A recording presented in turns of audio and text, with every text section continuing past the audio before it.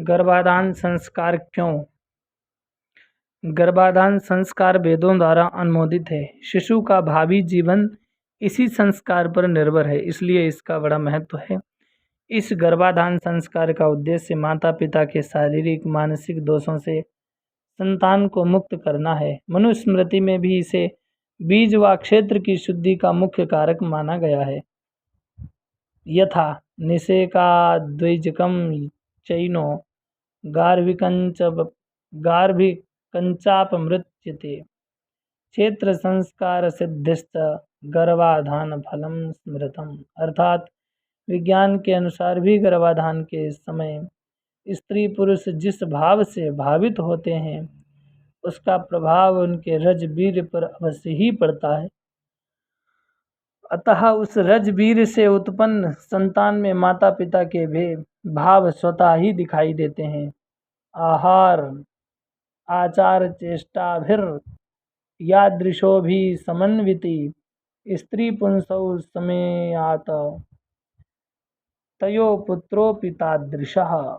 अर्थात स्त्री और पुरुष जैसे आहार व्यवहार तथा चेष्टा वाले होकर समागम करते हैं, उनका पुत्र भी वैसे ही स्वभाव वाला होता है।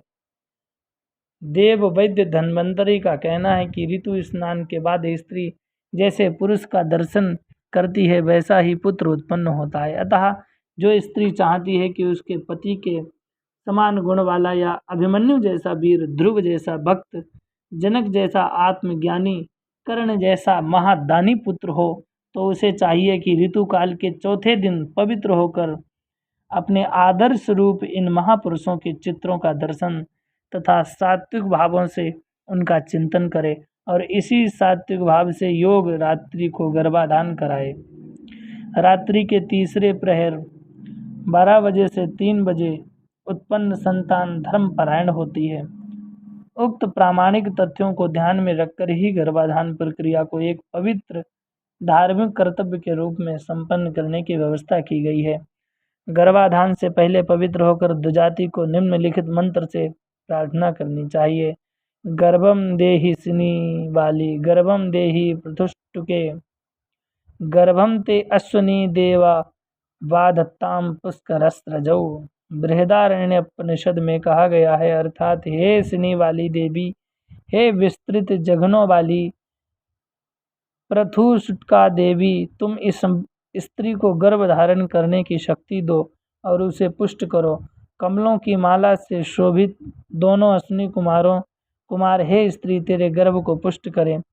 संतान प्राप्ति हेतु स्त्री पुरुष गंदी या मलिन अवस्था में मासिक धर्म के समय प्रातः या सायं संधि वेला में अथवा चिंता भय क्रोध आदि मनोविकार के समय गर्भाधान के लिए संभोग न करें। दिन में गर्भाधान करने से संतान दुराचारिणी और अधम होती है। हिंदू धर्म में काम को पवित्र भाव के रूप में लिया गया है। गीता में कहा गया है, धर्माविरुद्धो भूतेषु कामोस्मि भरतर्षभा। 7वें अध्याय के 11वें श्लोक में भगवान ने कहा है, काम मेरा ही स्वरूप है, इसलिए काम को